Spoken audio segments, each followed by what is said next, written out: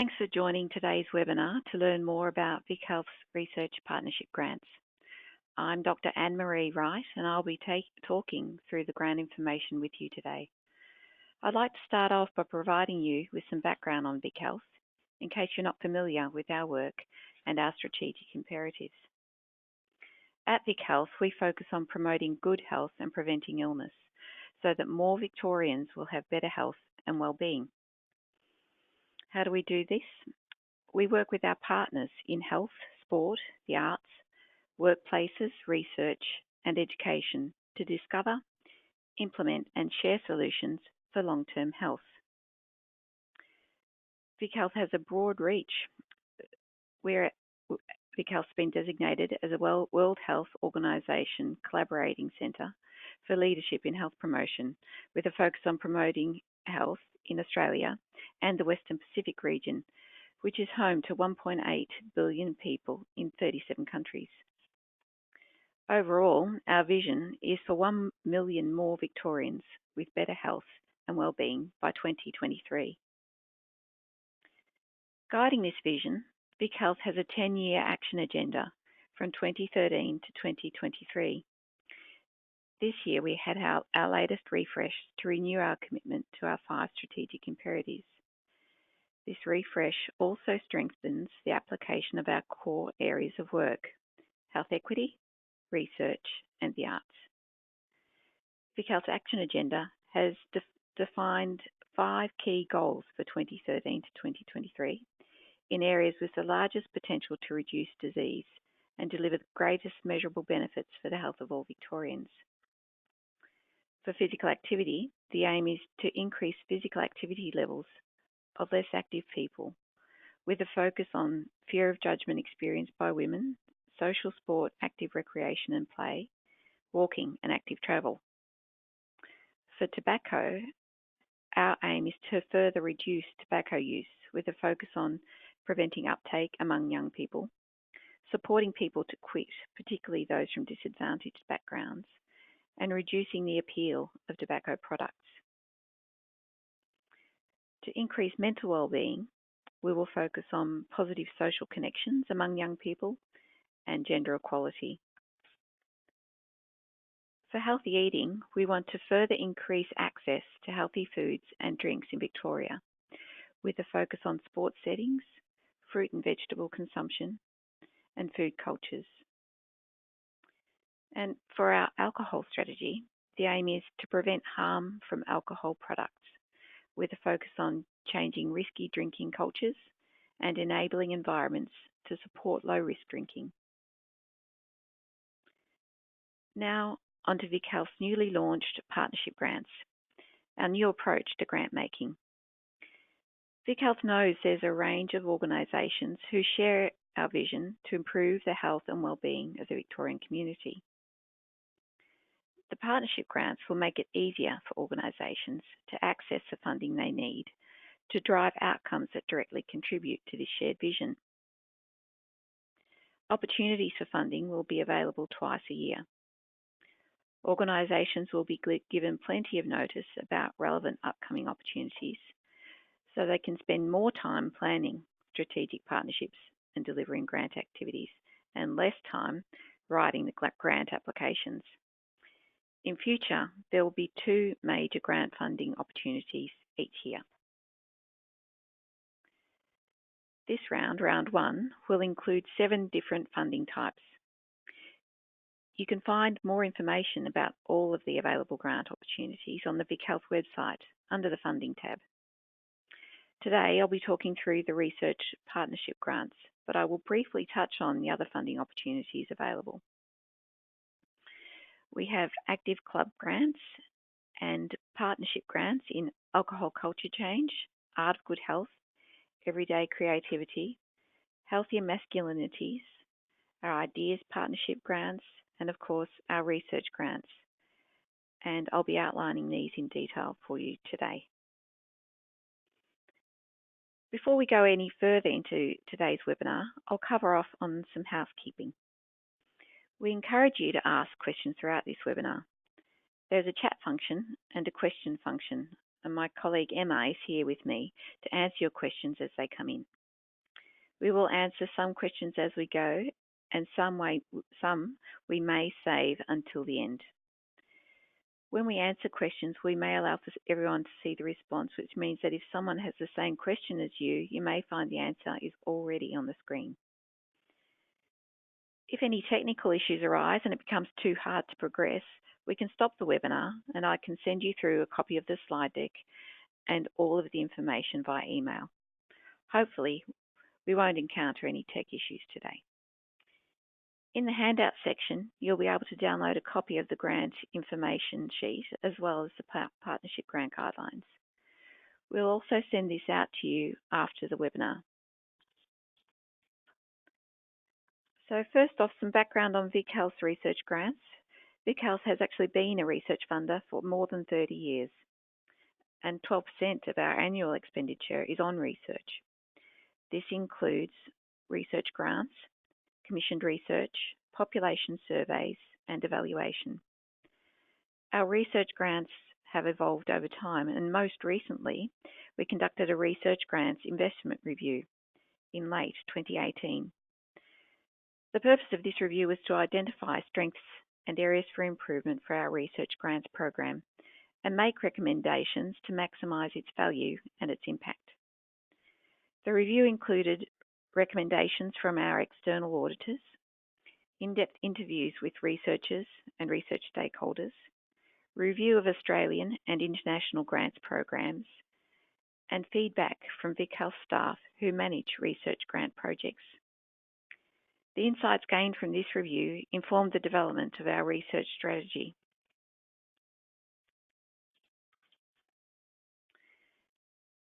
Previously, it's important to note, our research grants program operated at arm's length.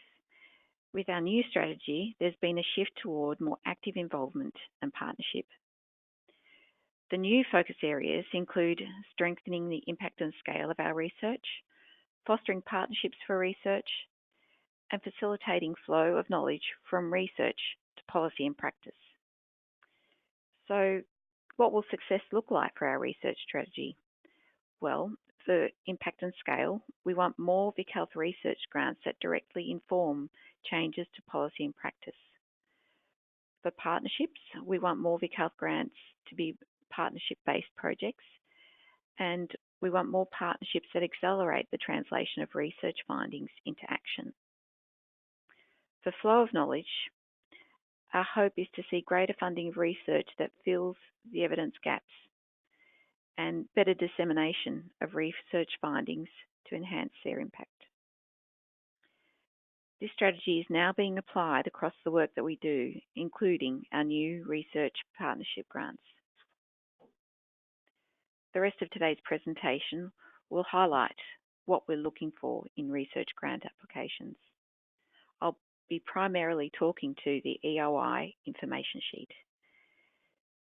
We know that grant writing takes lots of time and effort, and so we're trying to streamline the requirements to reduce the load on researchers.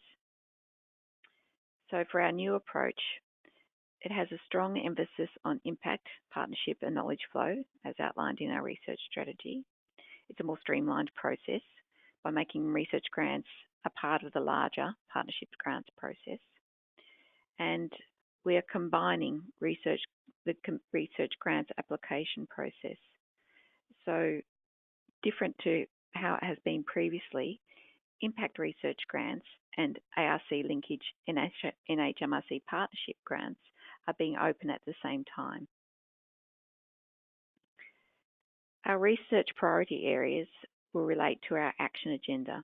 This is a change from previous years where we've been quite specific in our research priority areas. This year, we want to open up our options a bit more and cast a wider net for research ideas. Also, this round will be a two-stage process of EOI and then full application. When I say EOI, I mean expression of interest. Ultimately, we want new evidence for direct impact on health promotion policy or practice, and we want to see an improvement in health and wellbeing outcomes of the Victorian community. As mentioned, our research priorities are more open for this round, but having said that, they must relate to the focus areas of one or more of our imperative strategies. So in order to complete the application, you'll need to read the action agenda and review the focus areas. So for example, for the imperative strategy of physical activity, the focus areas are fear of judgment experienced by women, social sport, active recreation and play, and walking and active travel. So the research application needs to address at least one focus area from one of our imperative strategies. It's also important to note that we're particularly interested in projects that address focus areas from two or more imperatives. So for example, focus areas from physical activity and a focus area from mental wellbeing. In this way, one project can lead to positive outcomes in more than one area. Also, we're looking for strong contribution from policy or practice partners, as we know that their involvement from the beginning of a research project can increase the likelihood that the research findings will have immediate impact in the real world due to the insights provided by practitioners and policymakers in the research design and implementation process. So when we say strong involvement from the beginning, we're looking for research proposals that go beyond the chief investigator designing the intervention and then finding a suitable partner. We're looking for active involvement across the lifetime of the research project.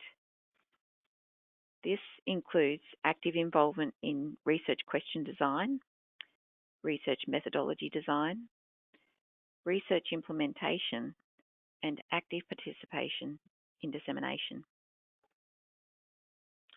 And finally, in regard to health equity, we know that the experience of health in Victoria follows a social gradient.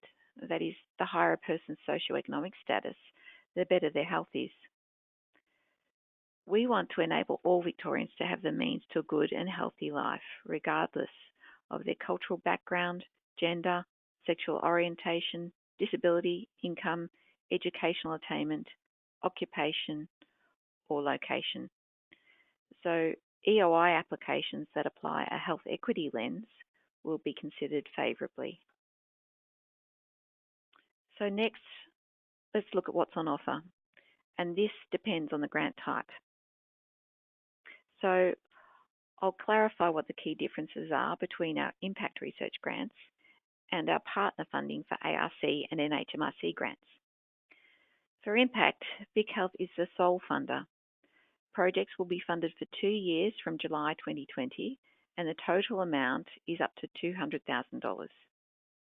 Whereas for ARC or NHMRC grant applications, the application is for VicHealth to be a funding partner on this larger grant, which would then need to be submitted to ARC or NHMRC for funding.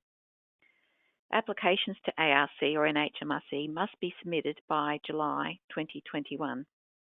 Our cash contribution for these grants is $25,000 to $50,000 per year for 3 years. Please note we only release the funds if the application to the NHMRC or ARC is successful. Also, it's important to note that it's up to the research proposal chief investigator to ensure that their proposed research fits within NHMRC or ARC guidelines. So for stage 1, no budget is required. We will review research proposals relative to the grant funding available. I'll explain this further toward the end of this webinar. Applicants progressing to stage 2, however, will be asked for a detailed budget. And just one final note here, it's important that that proposals cannot be submitted for both research grant types. Therefore, I'd like to encourage you to think about why your application is best suited to the particular grant you've chosen in terms of budget required, partnerships required, and timelines of project completion and delivery of project outcomes. The eligibility criteria are outlined at the top of page 2 of your research grant EOI information sheet. The criteria are fairly self-explanatory, but I will highlight a few that we tend to get questions about. The chief investigator must be from an eligible institution. An eligible institution is a university or a research institution linked to a university. However, for impact grants, we will accept projects where the chief investigator is from an Aboriginal-led organisation, as long as there is an academic partner from an Australian university. We do this because VicHealth is committed to working with Aboriginal people, and Aboriginal-led research is viewed as being key to self-determination and improving the health and well-being of our First Nations people. Other criteria to highlight here are that the research must be conducted solely in Victoria to achieve positive outcomes for the Victorian community. And if you've received funding from VicHealth previously, you need to have satisfactorily fulfilled the requirements of that grant, whether it be in progress or completed. And it's important to note that researchers can't be in any way affiliated with the tobacco industry in terms of support, funding, sponsorship, or endorsement. And of course, if you don't meet the relevant ARC or NHMRC funding criteria, you won't be eligible for VicHealth's partnership funding for these grants either. Now, while it's not mandatory, we prefer projects that demonstrate active involvement by policy makers or practitioners in developing the research, design, delivery of the research, and disseminating the findings. As I mentioned earlier, this is important for real-world impact of the research. We will consider expressions of interest proposals that address one or more imperative strategy focus areas, actively involve policymakers or practitioners, can demonstrate that there will be a direct influence on policy or practice related to health promotion or primary prevention, and include PhD students or early career researchers, as this will support the development of researchers with applied industry experience through working alongside policy makers and practitioners as part of the research project. So now to what we won't fund. As you'll see in the EOI information sheet, there's a clear list of factors that would mean that a project is not suitable for VicHealth Partnership Research Grant funding. I'd like to mention some of these specifically, as they commonly result in an application being excluded. As a government-funded health promotion foundation, VicHealth's remit is health promotion and illness prevention. Therefore, biomedical research, clinical research, laboratory-based science research, and health services research that does not have a clear link to health promotion will not be funded. We also cannot fund projects that are the funding responsibility of local, state, or federal government, or capital works such as purchase of major equipment. Projects that have commenced already or have already been funded to commence won't be funded. We want to fund new research only, not top up something that is existing. And as previously mentioned, we won't consider proposals that are submitted for more than one VicHealth Research Partnership grant. Timelines for the application process are presented here. Applications opened on the 19th of November and will close at midday on Monday, the 10th of February 2020. Applicants selected to go through to the next stage will be notified on the 10th of March, and full applications must be submitted by the 28th of April. So now I'll go over details for what's required in stage 1, the EOI stage. I'll go over the application questions and explain what we're looking for. So you know the audience you'll be writing for, the assessors at this stage will be researchers and content specialists who are not researchers. Therefore, plain language is key to getting your idea across. For your research question, it helps if you can demonstrate a link to the action agenda from the outset. So try to make that apparent, as it's a critical assessment criteria. in regard to the evidence gap, we want to know what the evidence gap is and how you know it to be so. What's the evidence gap in relation to the focus area you've selected that you will address? If possible, please include a reference to a research review related to that area. Remember, we're particularly interested in evidence gaps related to how we can improve health equity in our focus areas as well. For the focus area application question, clearly articulate the focus area or areas you're addressing in your proposal. This should be fairly straightforward. Next, how will you answer the research question is the bulk of the application. Here we want to know how you will address the evidence gaps that you've identified and what you expect the outcomes will be for policy, practice and improvement in the health and wellbeing of Victorians. If it's an ARC or NHMRC application, please mention if there's a particular aspect of the research that you'd like VicHealth to fund. We've also asked for the inclusion of a diagram or flowchart here, as we found that it's a useful device for clearly articulating the research design, methods and outcomes. We trialled this approach in our last research grant round and found that it was really effective. In regard to partners, please tell us about your research partners, who is confirmed or unconfirmed, and how involved they've been in the development of the proposal. For example, did the research question originate with them? Were they actively involved in planning the project or writing the proposal? And is there support from leadership within the organisation for the research?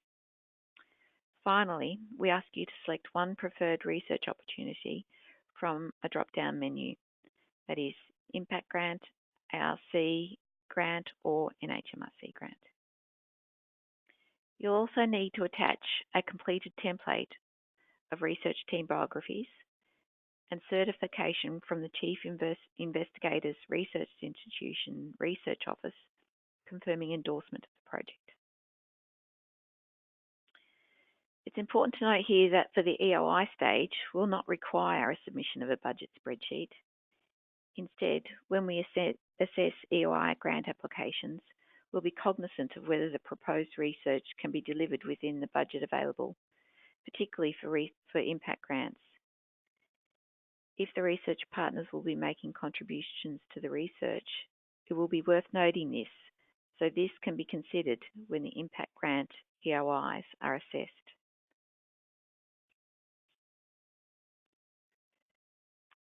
As mentioned, the assessment will be undertaken by VicHealth's research and content specialists. The criteria for assessment reflect the research priorities mentioned earlier, that is, alignment of the proposal with the selected imperative strategy focus area or areas, potential to directly influence policy and practice, and potential to improve the health and wellbeing of Victorians.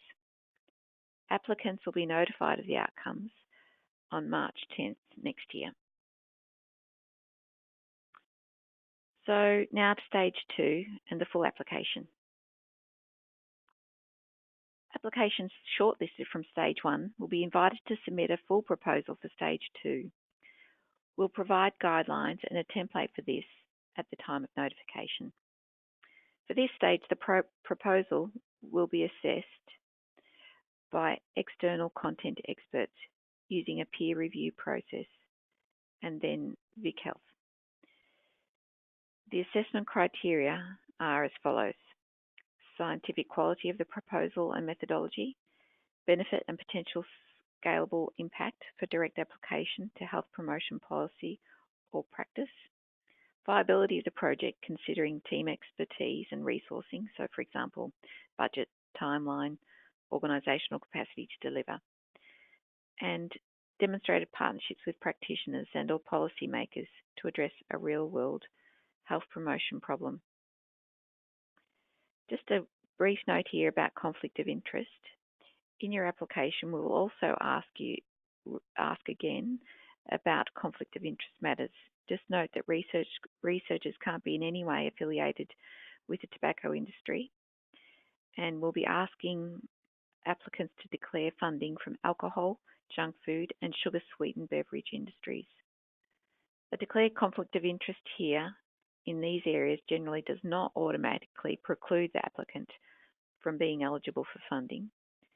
VicHealth will assess all declared conflicts of interest on a case-by-case basis. Looking ahead now to what to expect if your project is funded. In regard to project establishment, successful applicants will be allocated a VicHealth project manager who will formalise the contract with the researcher, and they'll be expected to develop a knowledge translation plan together with the researcher. In developing this joint knowledge translation plan with VicHealth, we expect that the researcher and VicHealth will be active in knowledge translation activities throughout the life of the research. And finally, in the establishment phase, we want to ensure the inclusion of differential impact measures so that we can identify health equity impacts. For project implementation, VicHealth expects to be an active partner in the research project. Our focus here is to provide support to optimise the research wherever possible. This includes active involvement with VicHealth in knowledge translation throughout the life of the project. We expect to be holding regular meetings, and in terms of reports, there'll be progress reports and a final report.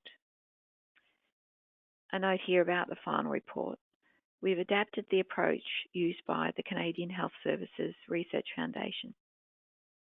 In this report, we are placing a greater onus on researchers to identify the practice and policy recommendations. We're asking that researchers use succinct and plain language and use visuals to describe the outcomes and recommendations. In placing these requirements within the final report, we hope to maximise the uptake of research findings.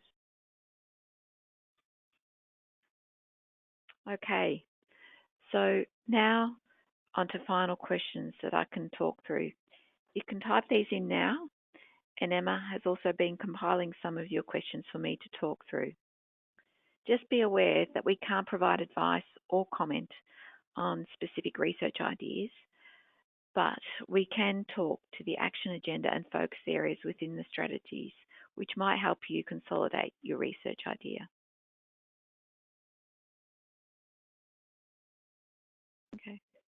Okay, so first question, would you include an Aboriginal-led section of the Education Department as an Aboriginal-led organisation?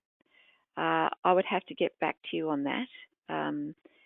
I'd need to clarify that. We weren't thinking of an Aboriginal-led section of a government department, so let me get back to you on that.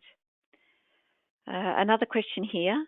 Could you provide more information on the type of policymakers and practitioners required? So in regard to policymakers, that can be policymakers within government departments at the state level or local level. And in terms of practitioners, that's generally health promotion practitioners who are on the ground delivering health promotion programs. Another question here is, will applicants who are shortlisted to stage 2 receive assessor comments that they can then consider as part of preparing their full application? Yes, I think we would like to do that. I think that would be particularly useful. And I think there is another question here. Is the conflict of interest for individual applicants or the institution? If the latter, can the institute provide one form that covers all applicants direct to VicHealth? That's a really good question, and I will need to get back to you on that in an email, and that will be something I expect that will be really helpful for all applicants to consider. There's another question here is,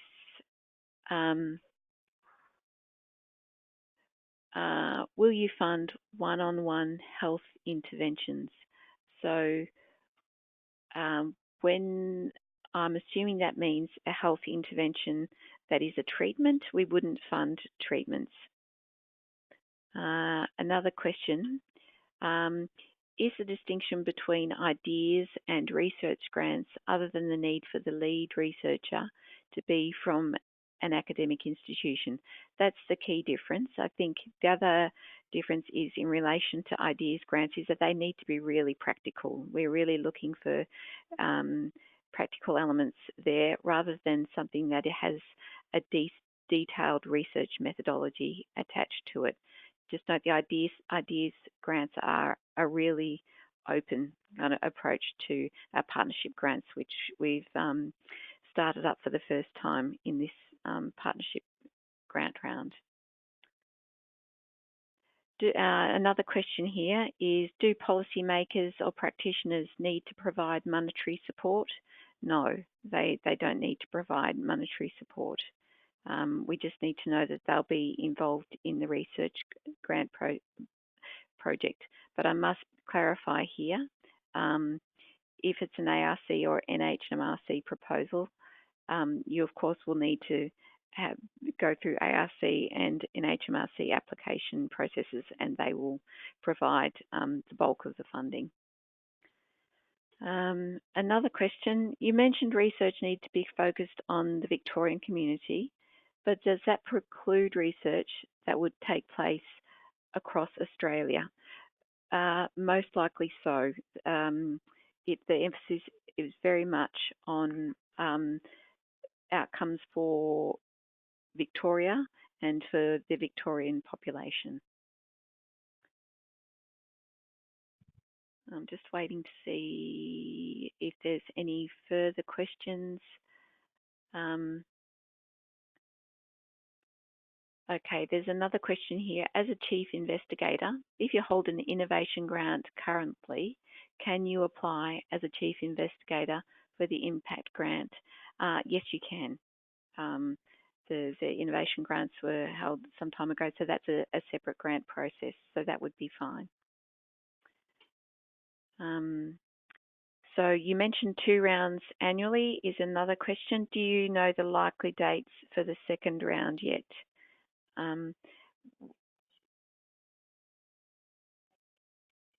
The next partnership grants round will open in late 2020. But the research grants themselves are yet to be determined, so stay tuned for that.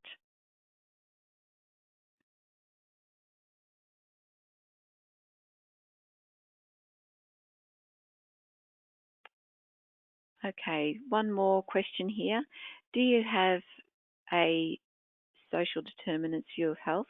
So would you consider applications that are related to addressing the societal causes of health-related harms?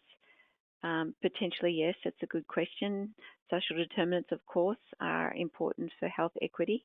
So that would be a valuable lens to place across a research application. But just please be aware that one of the key criteria for our research grants is that they must relate to the one or more of the focus areas within our imperative strategies.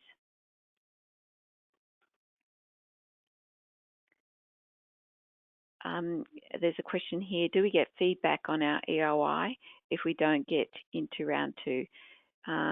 Yes, you will get feedback on your application.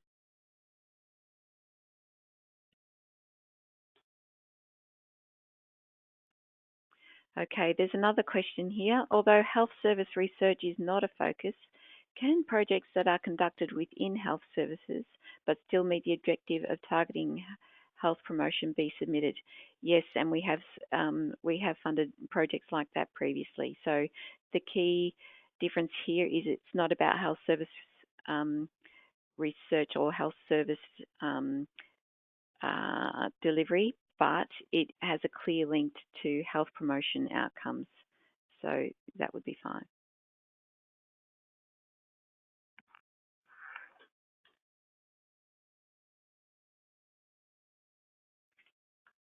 I'm just waiting to see if there are any more questions before wrapping up. So just bear with me. We're just looking into what we've received.